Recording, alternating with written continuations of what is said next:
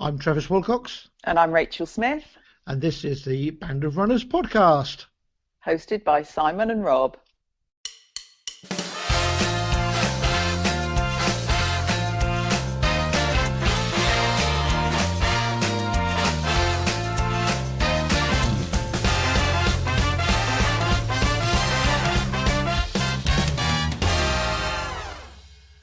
Hey, Travis and Rachael later on, Rob. I'm pretty excited. You? Looking forward to that. Yeah, how you doing, me old China? Well, not going to lie, I speak to you pretty much I do every day, don't I now? Every day. Every day. That's your own to choice. You. I do not make you do it. No, I don't have to respond either, do I? But I do. No, I know, right, exactly. So you part with me. Okay, look, it's day. What have you been up to? Well, day 9 on lockdown. What have I been up to? Yeah, we're allowed some exercise once a day, aren't we? So I get that in most days. Yeah. Prison yard work. Yeah, I think lockdown day 6 was interesting, or 7. I basically ran a marathon around the perimeter of my mum's house. Thoroughly enjoyed that. That's not broken, is it? No. So basically, she's got 2 gates either side of the property, and then literally they make the gardens join up or whatever. So it was literally just round mum's house. I think it was 650 something laps. I worked it out as. That's been a particular highlight. How of did lockdown. How did the Strava even work for that? Well, I don't know. I personally think it was longer than 26.2 because it was just broken. I mean, it just looked like Strava was on the blob, to be honest with you. It looked like a little etch a sketch or spirograph. Those things you had as a kid. But how did you Did you just literally listen to your watch? Yeah. Well, I did it by watch, but I personally think it was longer. I reckon it might have been around 29. Or maybe even 30. Why did you do that though? Can you explain for the nice normal people? Yeah, why you did I was going to go out and do something long, and I'd packed the hydration vest and everything. But then I sort of thought, I heard on the news, literally was just going out the door, that Boris is going to send us a letter. It's going to get harder. I'd already recce'd the course and done 10k on it. The plan was always to do something. Keep the course. Yeah, moved a few twigs and stuff for health and safety. And I just thought, if this does get harder, then let's see if I can do it. And I just sort of went out for a half and then just carried on because I thought I've come so far on this ridiculous course that I might as well just carry on. So that's impressive. But I don't want to one up you, but our boy Gareth did all right, didn't he? Yeah, our boy His Gareth. Little garden marathon, modest as it was. Oh, it was awesome though. He had it all wired up, didn't he? Everything, chip timing. At one point, 4,500 people were watching him. He raised over £2,000 for his charities locally, and then was being interviewed 2 days later by Kay Burley of Sky News. So that's perfectly normal. And he did it all in one of your shirts, Rob, didn't he? One of our shirts, Simon. Yeah. Joint venture. What have you been up to? Yeah. So I've actually been probably doing more running than I've ever done before, but I've been doing a lot of it on the treadmill. So I'm quite, just for the motivation and to get the 52 weeks, because I'm this close from the 10 in 10 last year. I've been keeping up to the virtual runs, and I've done a marathon every other day. And the other days I've done kind of a recovery, inverted commas, 10k. But what I like about it is it's so flexible because I can take as much time. I can sort of do a bit of work. I could run in the morning, run at lunch, evening. It's not ideal, but it'll all build fitness, and it's just the only way to stay sane at this point. I do love, though, the outside runs, and the weather has been glorious. But obviously, for obvious reasons, we can't spend a world of time outside, which for someone like me who's 5-6 hour marathoner, I've just got to be sensible with it. But I have been doing a lot of running. Need to start doing a bit more cross training. But yeah, it's been good. Nice, actually. Nice. So I know we're doing these more frequently now, so I don't really need to catch up with you that much more, do I really? So, we've caught up. Shall we? I want to catch up with these two. Yeah, shall we just wheel them out? So for those people not in the know, these two, we have Rachael Smith and Traviss Willcox. They are founders and race directors of an outfit based in Kent called Saxons, Viking and Normans, so SVN for short. Traviss has run 3,400 milers. Rachael has crewed many of them. They have a wealth of experience. They must have around about 500 marathons between them, I'm guessing. something but like it that. should Yeah, be something silly like that. What else can we tell you about them? Anything else, Rob? Well, they're just both lovely people, Yeah, and they're I really nice can't wait to people. get talking to them. So let's Yeah. not take any more time. Let's get them out. Here they come.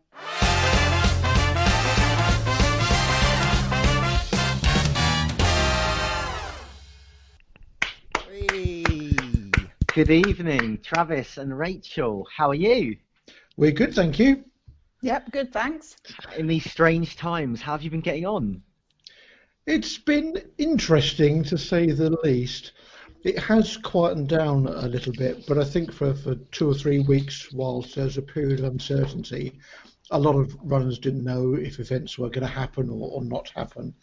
So there are a lot of fluid changes of plans and questions, and nobody knew anything. But I think things now really have settled down somewhat, and we're just hunkering down and waiting for the worst to pass, hopefully. I wasn't too fussed about that, Travis. I was more interested in how you and Rachel are getting on. Oh, oh, we're fine. Rachel, are you fine? It's okay I'm not fine. to be fine. I'm doing all the things that for the last X number of years I've been saying, oh God, I just wish that I had some time at home to get on with doing stuff, and that time has now arrived, so I'm making full use of it. So what sort of stuff are you doing, or is that private? Well, some of it's private, but gardening and baking, and we've both been out running actually, and I've been doing some yoga and meditating and catching up with people I haven't spoken to for a long time. So yeah, all good stuff. Oh, that embarrasses me when people have been all productive and they're sort of not just procrastinating, stared out the window at their garden and shut the curtain. Well, I have gone done away. some of that as well. No, you haven't. Oh, that's good. Travis, what have you been doing other than the running? Passing the I time. have been, well, SVN is still surprisingly active. There's a lot of correspondence still going on around that. And I've been just catching up with some podcasts and just keeping on top of life, really. Rob, what are you glugging? You're glugging something, aren't you? I'm not glugging. Who's glugging? I've And got what are they 7 Up. glugging more I've got a importantly? 7 Up tonight. Oh, Yeah. someone else is glugging. Oh, no. That was me. I'm on. Well, what are you drinking, Rachel? Yeah, so cinnamon tea. Oh. Travis, tell me you've got a beer, for goodness sake. Diet Coke, actually, to be honest. Oh, diet. Travis, Rob, Diet Coke. Rob, you're the only one drinking. Oh my, a Diet Coke. I love Diet Coke. I live on the Do stuff. you? Yeah, Right, yeah, okay. yeah. But you're always telling people off for eating salad, aren't you? But Well, that's different. That's a rabbit. That's for me. Rachel.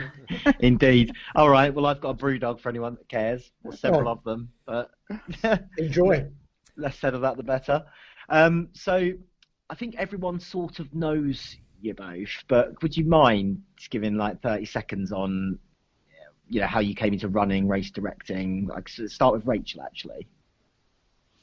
Okay, well, I was the one that actually started the running lark off, so I've always been a bit of a runner. I used to do cross country at school, then went to uni and discovered beer and partying and stuff, and didn't run for ages. And when Travis and I first met, we were very unfit, we were very overweight, and after about 2 years of eating pizza and chocolate and huge amounts of cakes, we both decided that we actually needed to do something about it. So I naturally went back to running. First time I went out running, did about 200 yards and was dying, and but just kept persevering, and decided that I wanted to. Oh no, I was doing my massage training, and I volunteered at the London Marathon, and that was for the guide dogs team, and just saw so many people coming through, and I just thought, oh God, they're just like ordinary people. So if they're doing this, then, well, ordinary as in, as ordinary as runners get, yeah. So, yeah, all shapes and sizes, all levels of fitness, all different reasons of why they were there. And I just thought, that's, if they can do it, then I can do this. So I entered the ballot the next day and, and started training for it, but got to a point, which was when Travis came in, because I decided that actually it was a bit boring training on my own. I wasn't a member of a club or anything at that point. So I said to Travis, will you come along with me? And he happily said yes. So then it goes on to Travis's side. What year? Sorry, Rachel. What year did you run your first then? London. My first marathon. Yeah. Oh, my first London. I didn't actually do. It was my 97th marathon. London was. Right. Okay. Actually. What was your So first? I got When was your first? in 2013 with a club place through Maidstone Harriers, but the year I applied for it would have been 2009 for the 2010 run. Yeah. Okay. And what was your first? Marathon then? What was your first one? My first marathon distance was an LDWA one, which we essentially walked, and to the point where I'd got so many blisters in the lead up to it, I actually had a rucksack we had cans of Coke with us. We had no idea what the LDWA aid stations were going to be like. So we had a rucksack filled with cake and sweets and cans of Coke. I actually took a spare pair of sandals to wear in case I got blisters. What on earth?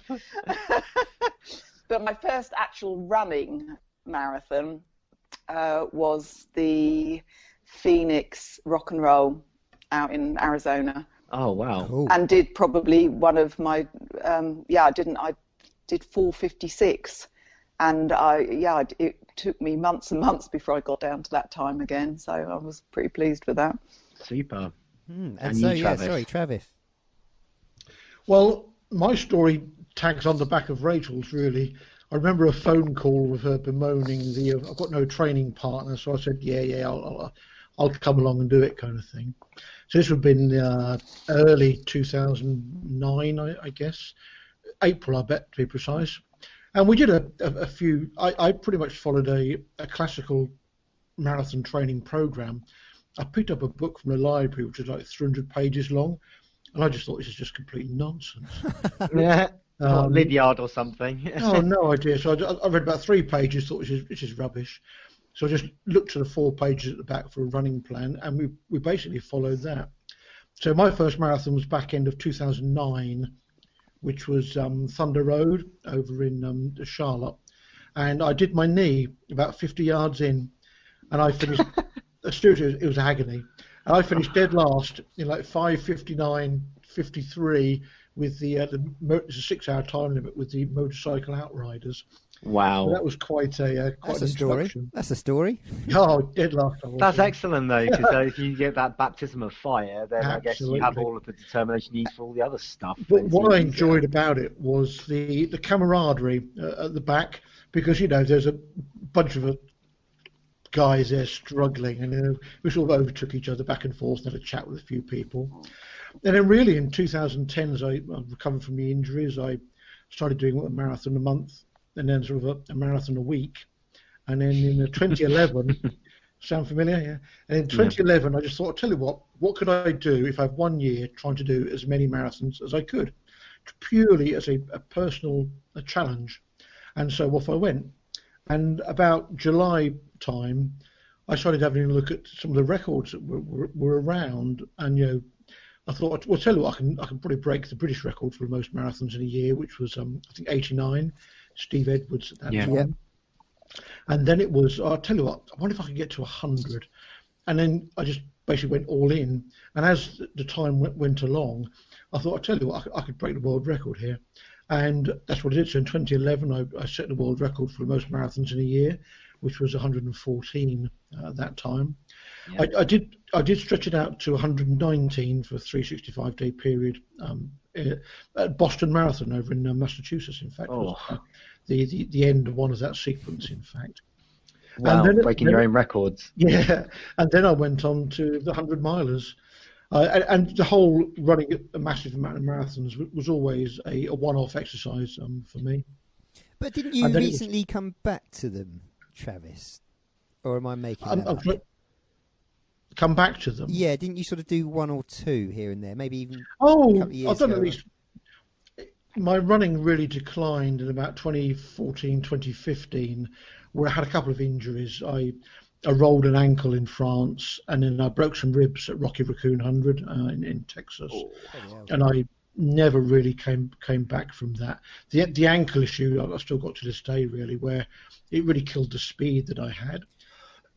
excuse me, and then the broken ribs really just took me out of the game for 3-4. I mean, There's two really strange things that are like, I don't know, just blowing my mind a little bit. In that, obviously, Rachael, Traviss, you're two of the first sort of race directors, and SVN was a bit of a spiritual home for me after I realised there was something beyond, I don't know, the Berlin and the London and the Rome marathons. But I had done my first marathon in 2007, at which point I was like probably many people, as you say in some of your talks, Travis, it was like, oh, done and dusted, you know, I've had my blisters side to Japan, I'm donezo, I'm not doing that Very again. So common. I almost died, and then came back to it about 5 years later when I got to what was basically an unacceptable sort of body weight, and it was the only way out of it. But the other thing is, I think, with all due respect, you both started, I suppose, the running business. Rachel, you did it when you were younger. But Travis, particularly with your extreme kind of running, you started in your 40s, right? Yeah. So I guess in different ways, you both kind of walk the walk in terms of, you know, it's not for anyone, but anyone can go out there and do kind of extraordinary stuff. Absolutely, and that's really the whole mantra behind SVN, that almost everyone can achieve more than they think they can, and that's one of the joys of it. You meet these people, and they're achieving things which almost everyone at one point thought was impossible, which we just love. Yeah. Well, I think for me, SVN it's more of a family type affair, isn't it?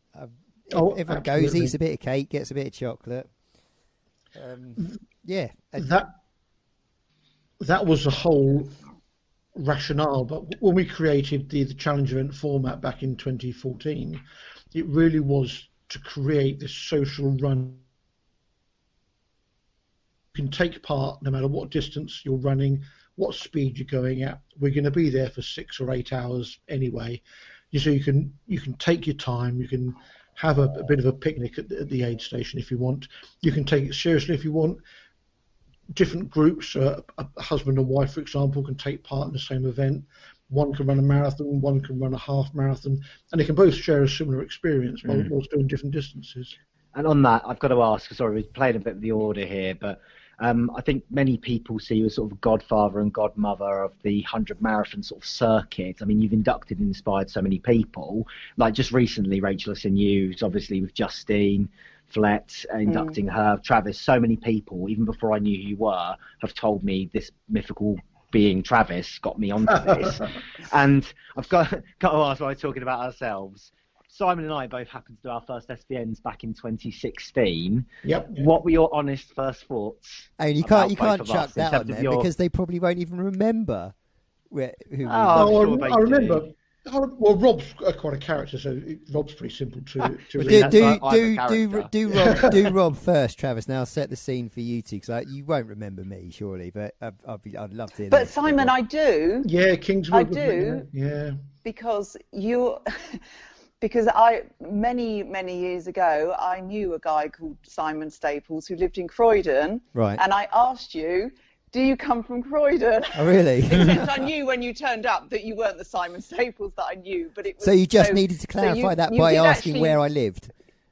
Yeah. That's not him, but let's just check. Do you live in Croydon? It's as interesting as Simon gets. Yeah. Does he live in Croydon or not? Next question. All right, let's play the game then. So did you guys first remember seeing Rob and what that was like? Well, Rob, you were suffering badly with your back, I think, when you first started running with us. Probably. Yeah, some things will never change. That's my recollection. What was your first one? What was your first one, Rob? It was, I believe, at Jeskins. I think it was the Cakeathon. No, it wasn't Rob. It was at Ranscombe. You wore really? Yeah, Ranscombe in spring. Your North Downs 100 shirt on. North Downs 100 shirt you were wearing. And I remember chatting to you about it, and so I remember thinking, I tell you what, good for you, because that's that's probably one of the toughest hundreds in this country. So yeah, good. I was probably feeling a bit insecure and showing off, actually. Well, these shirts are hard earned. Yeah, I'm pretty sure that would be 2017 maybe. And they don't fit very well either, but that's probably on account of some peak. It doesn't help you. I just remember, you say character, but I was very, very, very shy when I came off of road marathons and stuff into the SVN types, because I was looking around at some of the legends like Paul Commons and Somai, and we say legend and we see the blue and yellow shirt or the 100 marathon, like mega marathoners thing, but actually it probably takes one event to have at least one or a group of those people come up to you like Somai and Paul did, Exactly. and start talking to me. And I pulled my headphones off and, did half a lap with them, and, it's brilliant. And that's what these like SVN creates. And really, I'm going to tell you a story, Rob. When I first got into running, 2009, 2010, 2011 type period, it was far less friendly than it is now. And I can tell you that it was my 67th marathon when a 100 Club member first spoke to me first. It was Dave Major. I remember it distinctly at Essex Walker. And at that very same event, I had another 100 Club guy come and basically read me the riot acts for daring to defer out of his Halstead marathon. They had an option to defer out of it for £5 to the next year, and they had to find out. They had a 5-hour time limit for that event, and I found another event which had a 6-hour time limit. So I paid the £5 to defer over, and then ran the other event. And he came up to me and said, "You Traviss Willcox?" And I said, "Yeah, sure." So I think it's really bad form for you to defer out of my marathon. And it's not for people just to choose to do something else. I was just thinking, what? God, what if any of these people ever find me? I've signed up for that race 3 times and never shown up. And I just remember, and it's only 10 miles away. It was the same event, so 67th event of 100 Club guy come to talk to me, and this other 100 Club guy. I remember thinking, I'll tell you what, this is how I do not want SVN to be. If you want to defer out, just do it. Good for you. Rather than just reading some of the riot acts for it. It takes all sorts, doesn't it? But it does, killer question, like we're all actually members of the 100 Marathon Club. Yes. Yeah. I would say I'm the sort of person, compared to Simon, for example, that people can look at and be like, Jesus, if he can do it, I can probably eventually do it. And it is hard work, and I'm not putting myself down. But do you think, Traviss, Rachel, that anyone who puts their mind to it can get into the 100 Marathon Club? Someone asked this, so broadly, yes. You need to get yourself to a certain level of fitness. So you can't just go from a park run to doing 100 marathons. But mainly, it's getting yourself to marathon level fitness, where a marathon isn't a massive deal to you, and you can recover from it moderately quickly. And then it's a mindset. It's far more of a mental application than a physical attribute. It's having that stubbornness, that willingness to suffer, the ability to do these things from a self-motivational standpoint. Because after you've done 8, 10, 12 marathons, your immediate friends and family don't care. You're just the runner in the family. So you need to be self-motivated, self-starter. And, you have to enjoy it, or at least having done it each time you go out for a run. You got anything to add on that, Rachel, at all? No, really, it's. I would say it is massively the mental challenge, and sure, I mean, physicality does play a part in it. If you've got a serious underlying health issue, then you may physically not be able to run 100 marathons. But putting that aside, as long as you are, in reasonable health, then absolutely, it's just down to sort of your stubbornness and determination to get them done. Both of you say stubborn. A word I often use is selfish. I think. There's that as well. Yeah. I mean, Rob's lucky. He's got. I see Rob as a free man. I'm often told how lucky I am. Yeah. But then Rob tells me how lucky I am. But I mean, the hardest thing for me of the hundreds was juggling just life.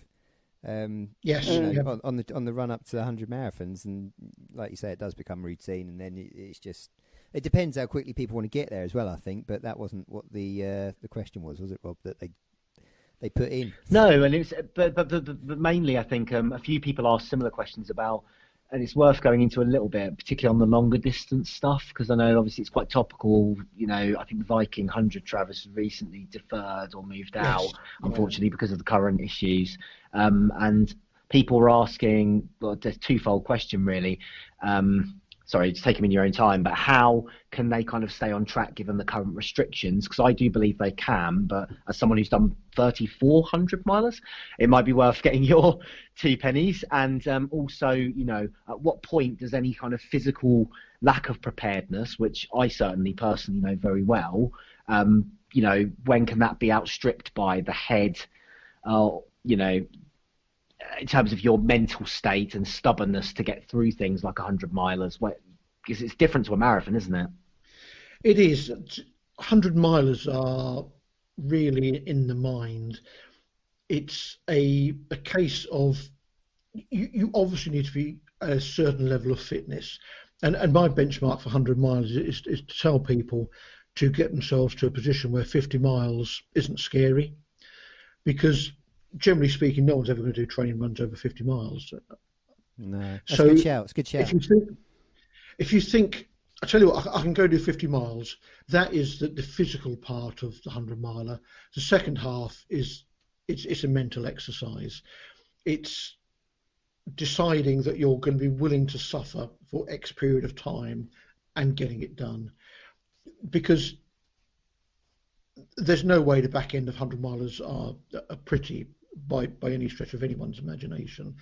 They're often extremely painful, extremely slow, extremely hard work. But I've seen and experienced myself, if you have the heart and the willpower to do it, you can push through and do it. And you can tell very often the people who aren't going to complete 100 milers at the start line. It's as early as that. As early as that. Yeah. I mean, can we reminisce? We talk about it quite a bit, the Samphire 100. On the, I was going to ask because I think actually Rob and I put in two, very different performances, but I think we were big characters on that race for different reasons. Absolutely. Yeah. I mean, I really yes, thought... you won, Simon. Obviously, no, I didn't. But I really thought I really thought I was a goner at about 10 p.m. that night. So did Travis, as far as I remember. So did I. I mean, for you two, when you see us come in like that, I mean, bless you, you both tried really hard, but I think you were ready to pull the plug, Travis. I was convinced I was, but I just didn't want to for some strange reason. But I found looking back at it, it's so funny. But at the time, I just couldn't believe it. But the words of wisdom and encouragement you're able just to flick off your tongue. I mean, how many people did you experience that with that day? Oh, probably about half dozen. People like yourself who were perfectly physically capable of doing it, but had just kind of lost it mentally. You're tired, you're stressed, you're struggling, you're not feeling great.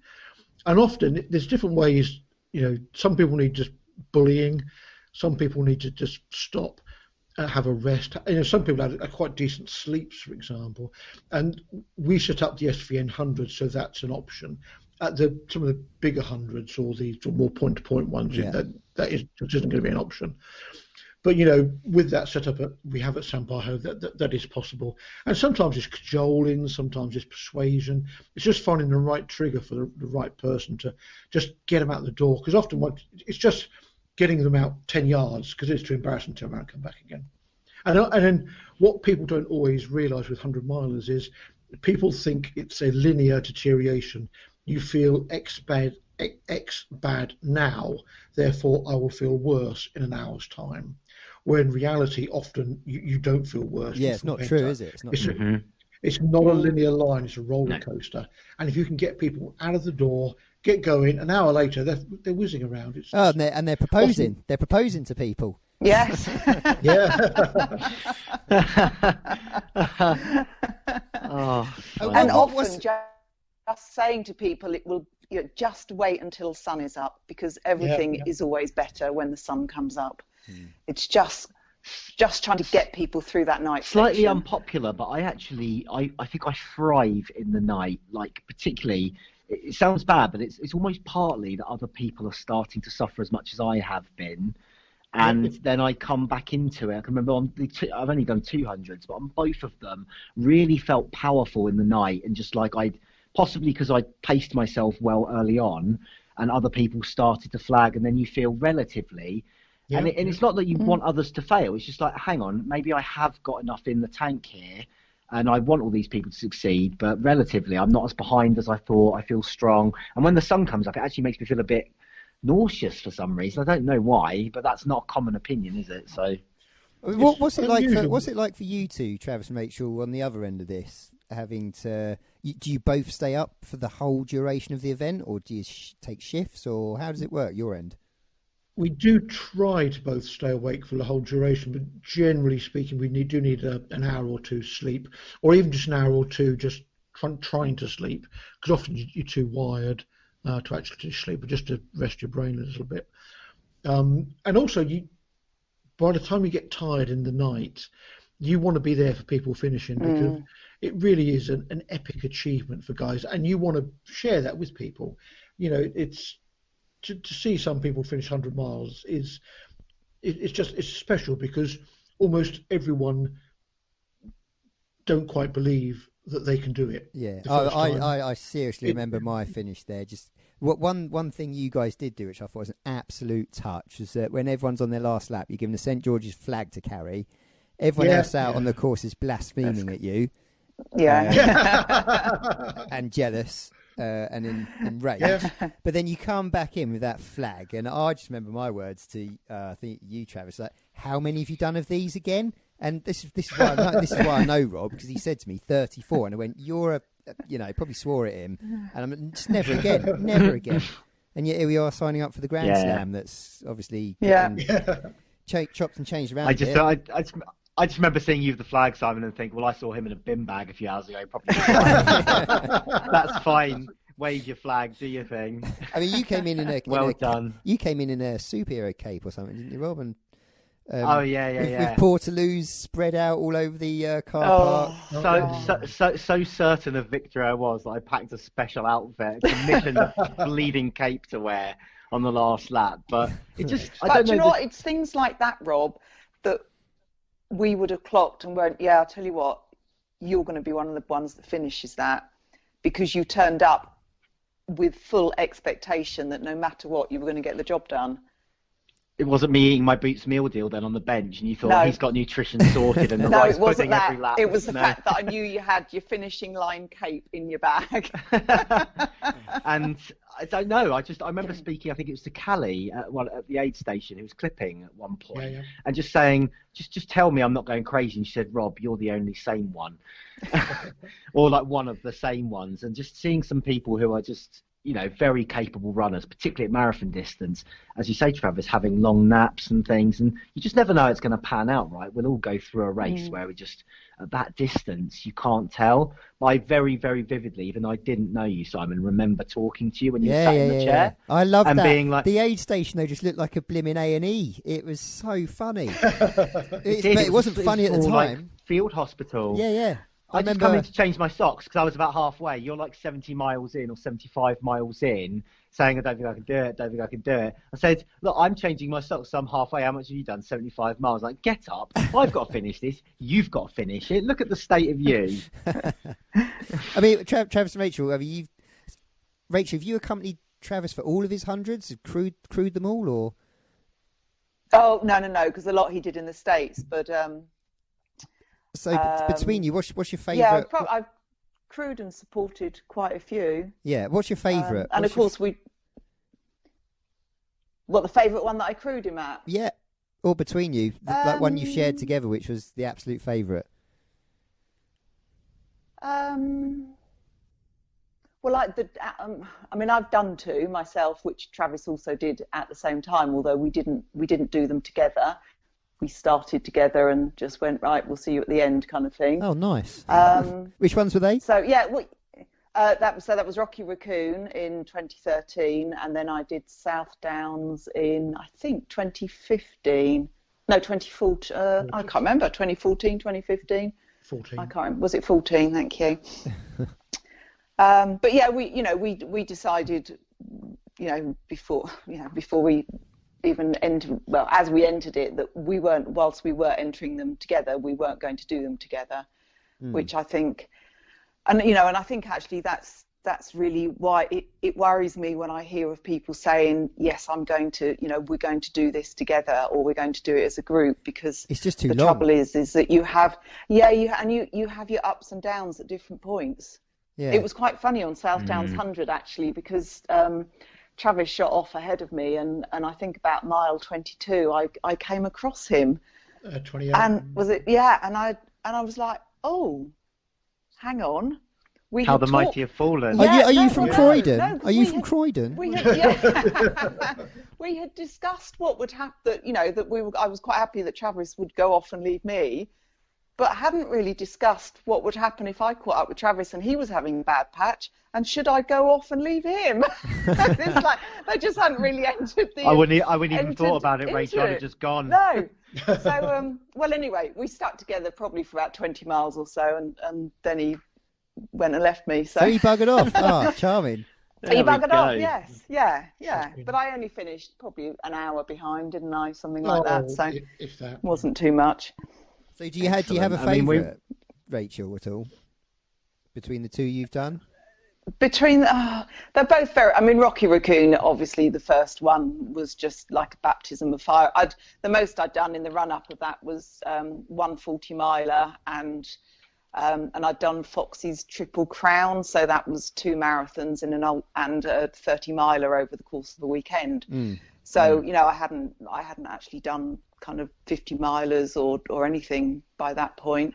So that was a bit of a baptism of fire. But yeah, loved South Downs 100. Really loved it, and I would one day like to perhaps go back and give it an even better shot than what I did at it.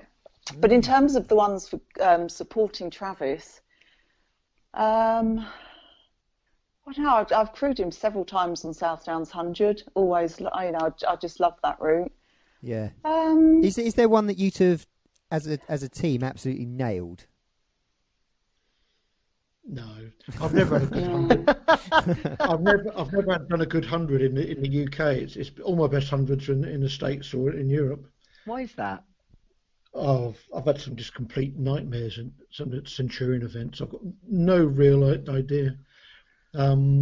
Is that because of courses? Is that because of just, I don't know, aid you can't be aid stations. Centurion aid No, stations are excellent, aren't they? So no. I really don't know. Partly it's been lack of fitness. The first several ones I did, I wasn't in proper 100-mile form. But I think I've just executed. I've probably just focused more on the overseas ones, perhaps, where the UK ones I've just rocked up and sort of knocked them out. I think it's the presence of clag. Clag, yes. Have you DNF'd Sorry, 100 miler, what's clag? Traviss? Clag, that's just like mud and slop, isn't mud it? and slop and rough ground. Traviss, yeah. have you DNF'd 100 miler before? Yeah, I've DNF'd a couple. Yeah, I knew you DNF'd GECR, but yeah, Grand Union. Yeah, but you DNF'd 100 and shorter. Yes. Okay. And in those cases, and all of my DNFs at hundreds, I would at the time I would say they were physical issues. In retrospect, they were mental issues. Yep, I'm the same. Absolutely, and I've seen this in other people multiple times where people cannot walk 5 steps, and a day later they're absolutely fine. In fact, at Grand Union, I remember I literally had to drag you into the car, didn't I? You were shaking, and your legs were cramping, and it was very funny. We hilarious. It was funny because he's in the passenger seat, I'm in the driver's seat, and his calves are cramping up, so I'm bending over massaging his calves. So I'm really glad that no one came along. Oh man, I'll have what he's having.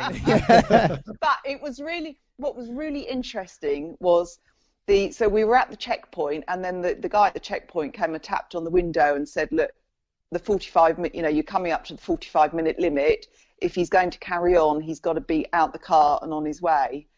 And Traviss just looked and he said, I'm done. And so he walked off and took his number and whatever. And I would say within 2 minutes, his cramping had stopped. He'd stopped shaking, and and that to me just shows that was kind of like a mental thing.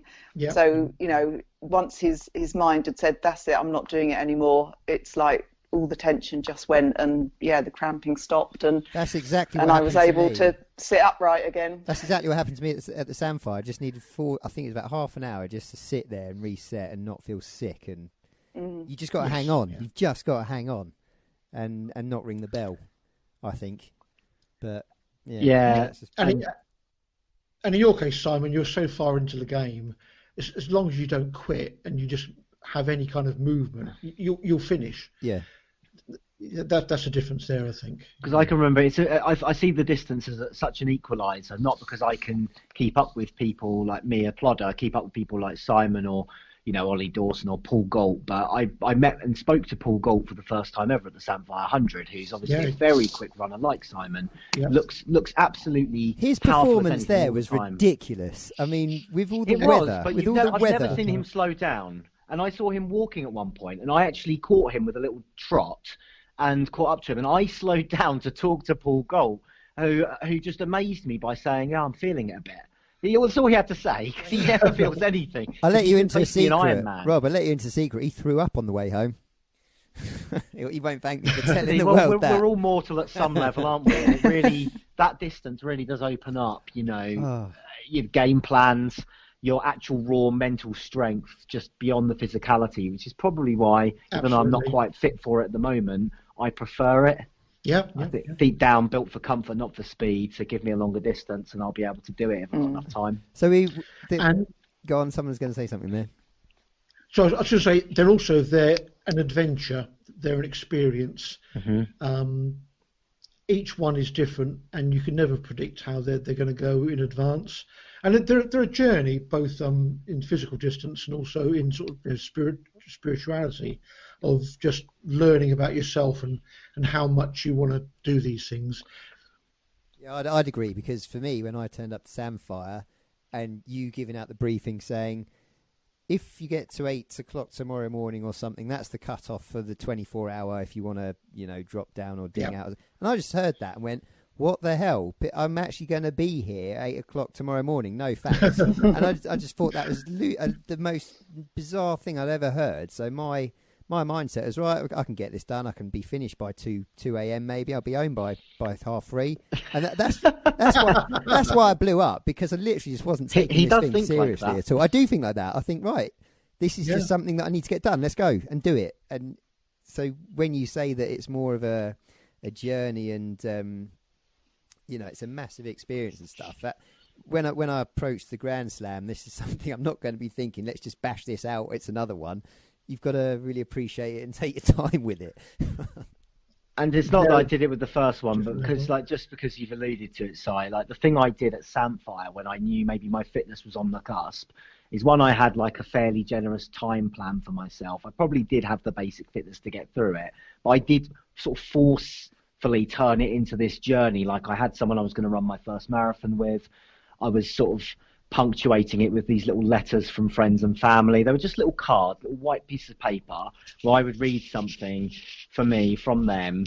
And then I slowly got into it, with the John Whites, the Sarah Marshalls, everyone like that, the company. And then that carries you through, particularly like a lapped event versus the other one I've done, which is obviously on the Downs, which is more kind of in the forest and feeling like you're a bit like you're in Lord of the Rings, which I'm sure you'll appreciate, Travis. Absolutely, yes. You're right, it's an adventure. There's been quite a few people that have asked questions on our Facebook group. Rob's put them into... Far away? Yeah, It's got a quick fire list. It's drummed up a bit of business. So, Rob, do you want to hit these questions? And I think we do ladies first. Yeah, we'll hit them, and it's quick fire, guys. So keep it as snappy as you can. So, what is objectively the best aid station confection? Oh, it's got to be Salted Rocky Road. Oh, sorry, Rob. Do I go? No, we'll do Travis after. Oh, right, Rachel. Stop, Travis. No, we're not doing you yet. It's just all Rachel. So, right, Rocky Road. Favourite race you've ever done, Rachel? Oh God, Barcelona Marathon. All right, favourite race you've yet to do or any unfinished business? I'd like to do Western States. Death Row dinner order? Oh, God, it would have to be something with cinnamon. Don't know what. Apple pie and cinnamon.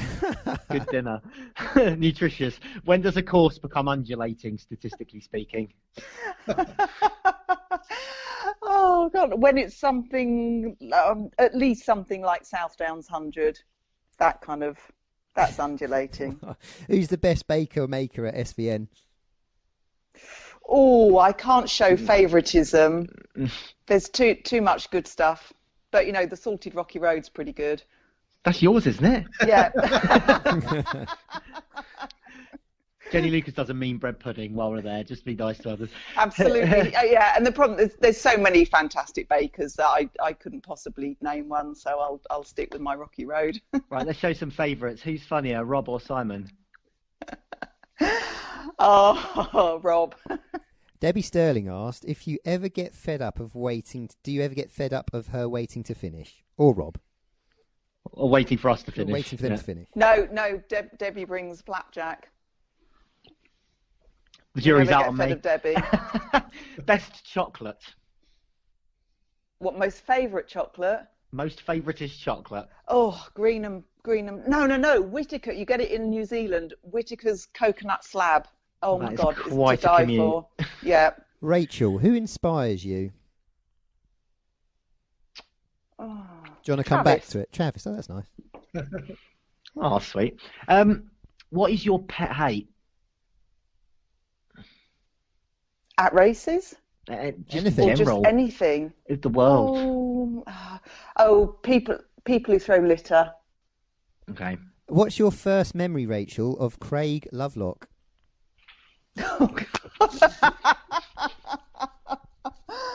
Oh, I think coming up to just saying that I'm Craig Lovelock every single race, even though he's done like 300. So yeah, that's quite good for him. That's quite funny. That's quite well behaved of Craig.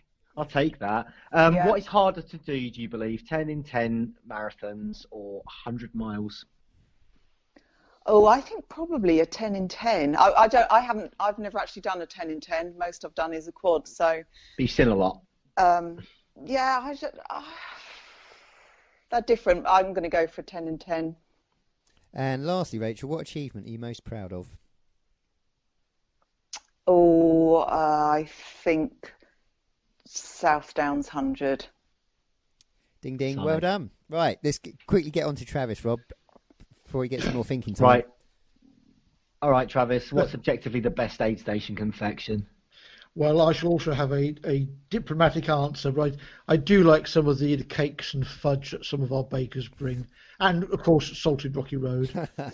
You've quite often taken them thinking they're all for you, haven't you, as a donation? I've said this more than once. More than you've caught me, have you? Yeah. What's the favourite race you've ever done, Travis? Favourite race? Probably Bear 100. Favourite race you're yet to do? Or any unfinished business? None, really. No. Wow. Death Row dinner order. Oh, Dolce Luce cheesecake from the Cheesecake Factory. Wow, niche. Very specific. When does a course become undulating, statistically speaking? You can reference SVN courses if you like. The problem is, for me, just about every course on the planet is flat after having done things like Bear and Chimera. I'd probably say about 3,000 foot climb becomes a bit hilly. What, over a marathon? Fair enough. Yeah. So the Windermere Marathon is basically the staple of an undulating course. Oh, I'll tell you what makes me laugh about Windermere is there's what Ice Cream Mountain or something there, isn't there? It's like 100 foot high. I did an event in Texas called a Banderas 100K, and they had Ice Cream Mountain. It's like 3,500 foot. It's like, that's Ice Cream Mountain. You know the worst thing? There's no ice cream at the top. Even worse, exactly. Who's the best baker or maker at SVN, Travis? Oh, clearly Rachel. Who's funnier, me or this one? Oh, I reckon Rob's probably the funniest one. Debbie Sterling's asked if you ever get fed up of her waiting of you guys waiting for her to finish.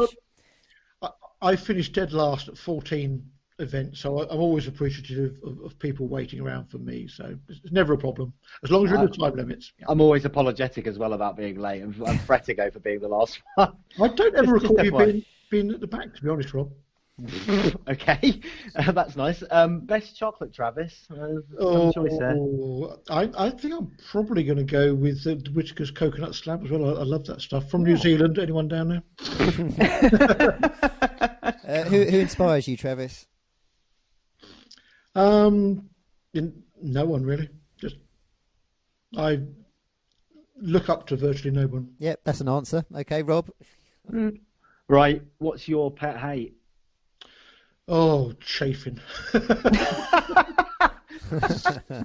Any particular spots? Anywhere in the combat zone. Right. Okay. What's your first memory of Craig Lovelock?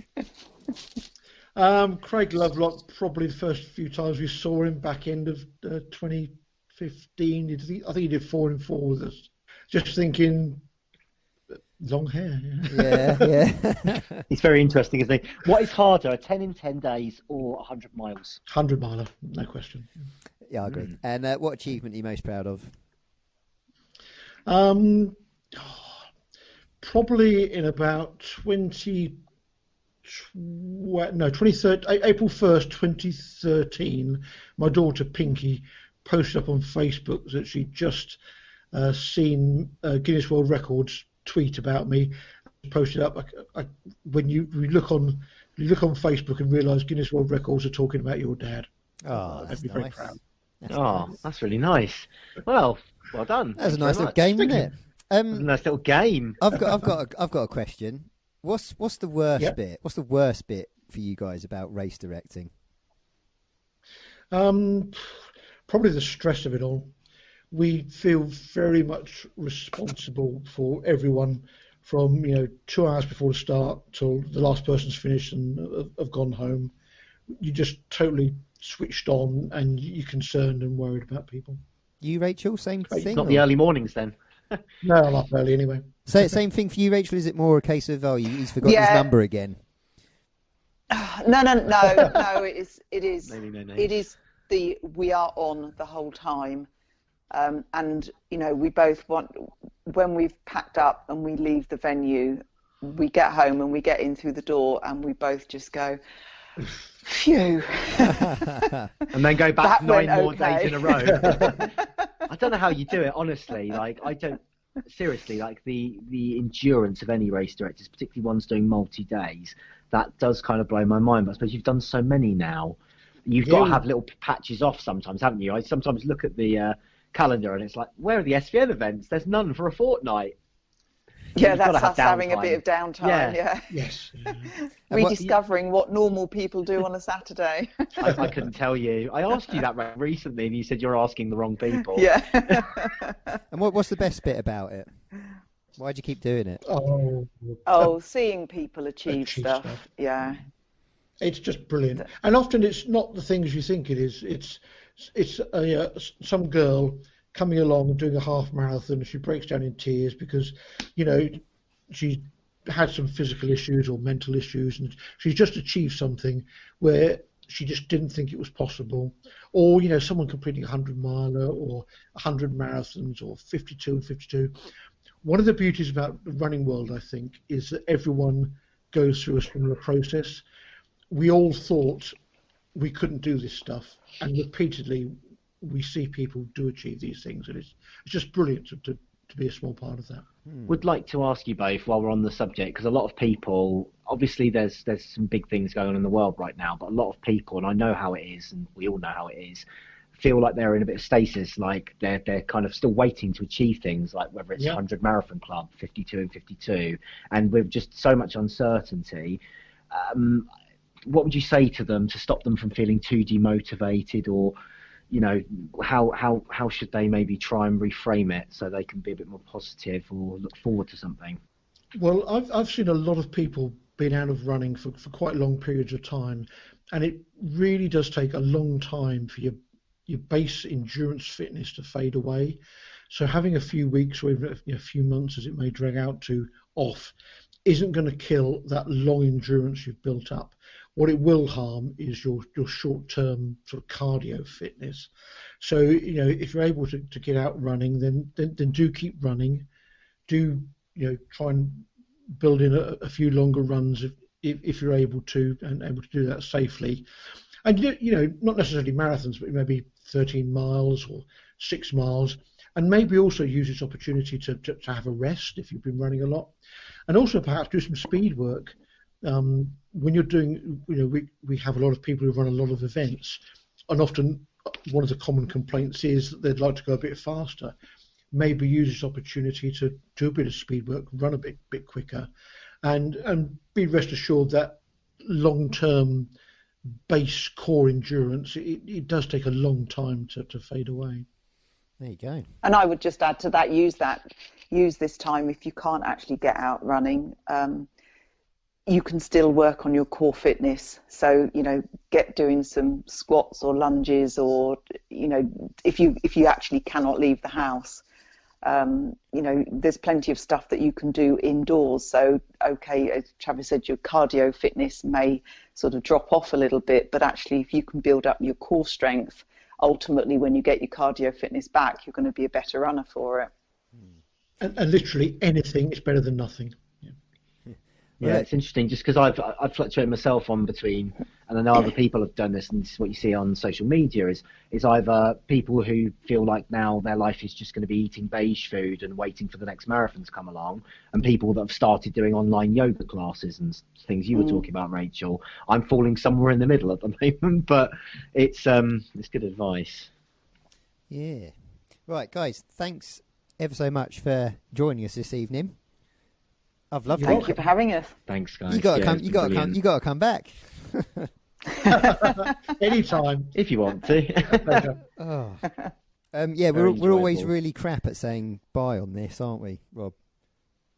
We just usually say bye, but I do bye. want to, if I may, just signpost a couple of things. So, just in terms of things that people can do while this is down, we had the first band of runners Sunday sort of virtual jog. We're going to be doing that again 9 a.m. this Sunday. So I'll be putting that up the podcast group after this goes live. And also, if anyone wants to tune in, I'll be running on a treadmill for 12 hours on Saturday, raising money for Mark Thornbury's King College Cancer Research Ring Fence Fund. So feel free to join in and listen to me singing loads of and rice crying. Loads of rice pudding slopping all over your running machine. Rice pudding, overnight oats, sorry, will be in abundance, and as will pain, but we will get it done. And so I'll be live streaming that because that's what we do in these times. Yeah. good for you. Excellent. Yeah. Best I'll be of ready luck for with that Rob. 100-miler when it rolls around. Yeah. Well, Rob, you've made it a bit better, haven't you, there at the end? All right. Well, I have, but now you've wrecked it. You know, I've wrecked it. I'll cut this out and we'll just say bye now. So what would... Yeah. Thanks for coming on, guys. You're welcome. Cheers. Bye.